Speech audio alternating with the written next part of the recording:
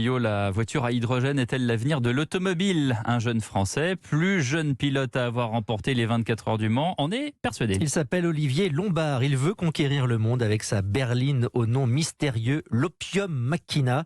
Une voiture à hydrogène donc qui pourrait parcourir 1000 km. Le premier prototype est attendu en 2021. Aurélien Fleureau. 500 chevaux sous le capot et 0 émission de CO2. Voilà 2 chiffres pour résumer le projet d'Olivier Lombard, pilote de 29 ans qui est donc devenu le patron de l'Hydrogène Motive Company. 7 ans qu'il travaille sur cette énergie et sa première berline haut de gamme roulera en juin 2021. On propose 1000 km d'autonomie et un temps de recharge de 3 minutes. Donc ça, c'est quelque chose que la technologie hydrogène peut permettre. Et donc l'idée de ces 1000 km qui représentent à peu près un Paris-Marseille, sans faire le plein, c'est justement de ne plus avoir à se poser la question de savoir si on va pouvoir recharger sa voiture. C'est donc la naissance d'un nouveau constructeur français. Olivier Lombard a déjà constitué une équipe d'une dizaine de personnes avec d'anciens ingénieurs de Tesla ou de Porsche.